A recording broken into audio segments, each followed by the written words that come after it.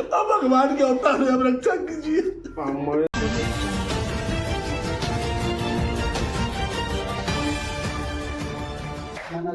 11 मार्च को इसी घर से एक ही दिन डोली भी निकली है और अर्थी भी निकली है। समझ सकते हैं मंजर क्या होगा। और उस अभागे पिता के पास हम अभी मौजूद हैं। एक और अभागे पिता के पास हमारे पास मौजूद है, जिनका लड़का इस घर में दूल्हा बनकर आए थे और इनकी बेटी थी, इनका बेटा थे। स्थिति ये हुआ कि इधर जयमाल हो रहा था, दूल्हा दुल्हन को बरमाला पहना रही थी, उधर इनका लड़का जो बारातियों के लिए कुछ सामान लाने के लिए गया था, आते आते घर तक ना पहुंच के घर के सामने वाले मुख्य रोड पर बछड़े लदे हुए ट्रक के नीचे आ जाता है, जिससे उसकी मौत हो जाती है। मंजर कितना दर्दनाक होगा सोचा जा सकता है।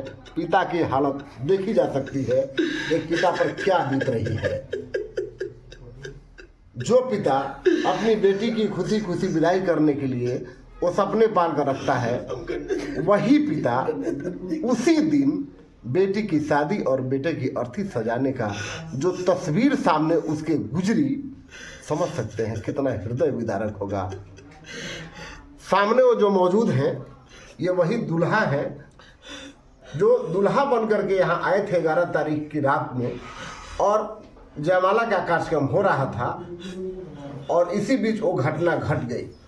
अगर किसी को पता होता कि इस तरह की बातें होने वाली है तो शादी शायद डेट बढ़ जाता, लेकिन ये असंभव सा चीज़ है। किसी को इसकी जानकारी नहीं होती कि कब किसके साथ क्या घटना होने वाला है। ये तारीख 11 मार्च इस परिवार के लिए एक काला अध्याय के रूप में जीवन भर के लिए जुड़ गया है। पहाड़ी जी के चेला हैं और पहाड़ी आश्रम से जुड़े हुए हैं। लड़के का दाह संस्कार पहाड़ी जी के आश्रम के पास ही हुआ है। हम धीरज बंधावे के ही कह सकतनी कि जो बीत गई तो ओकरा के वापस ना ले जा सकेला। एह में अभी तक अरुआ अधिकारी से कुछ कहल चाहता नहीं। हम बस इतने कहल चाहते नहीं कि जो हमारा बाप संगे बीतल, एक और बाप संगे मत बीते। और ये प्रशासन से मेरी गुजारिश बा, हम हाथ जोड़ के विनती करते नहीं, इस जगह प्रशासन के पैर छू के विनती करते नहीं, करोगा सब ऐसा गलती मत काम कर जाके दो पैसा लेके ऐसा लाइन ट्रक छोड़ दे नहीं, कम से कम चेक करी जा कि ट्रक में कोची लादल में कहानी की लादल।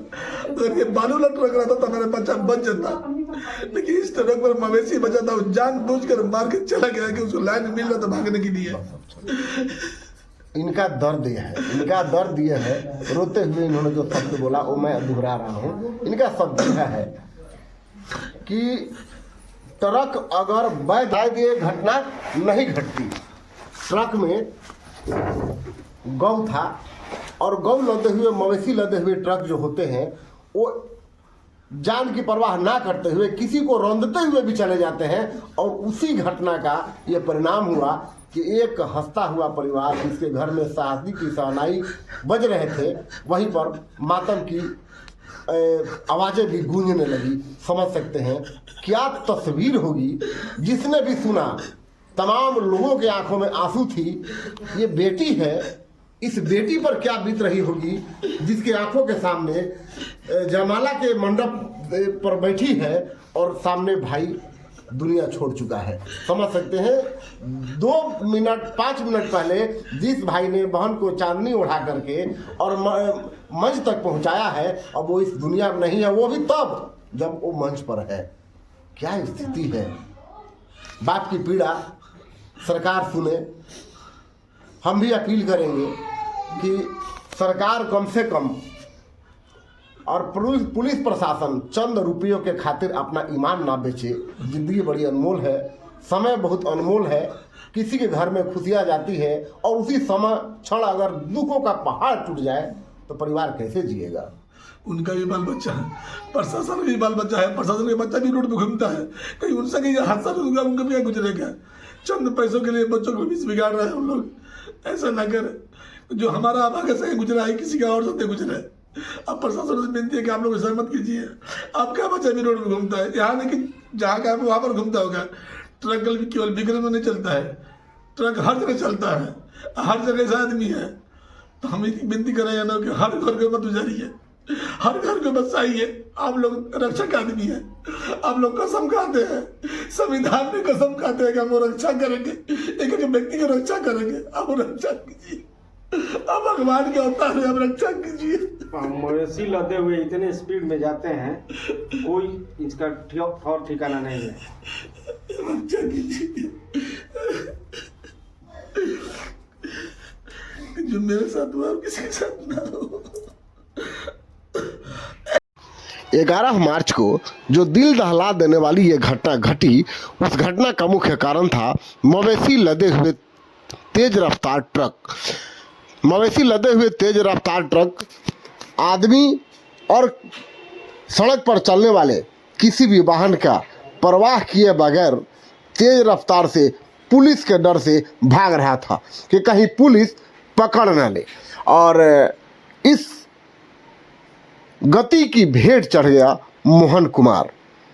विक्रमगंज के डेहरी रोड स्थित रेलवे गुमटी के उस पार रोड के दक्षिण साइड में एक मकान बनाकर रहने वाले विक्रमगंज के श्याम टाकीज मोहल्ला के निवासी रहे दिनेश कुमार उर्फ पहाड़ी जी की बेटी की शादी थी और बेटी की शादी में मंगल गीत बज रहे थे और सभी लोग शादी के रस्मों में मगन थे। अभी जयमाला की बारात लगी ही थी, तभी जैसे ही जयमाला संपन्न हुआ वैसे ही चीख पुकार मच गई, क्योंकि बारातियों के लिए मोहन कुमार, जो दिनेश कुमार का सबसे छोटा पुत्र था, मोहन कुमार, वो अपनी बाइक लेकर के अपने किराना दुकान पर जाकर के फ्रिज में रखा हुआ ठंडा बोतल का पानी लेकर के आ रहा था।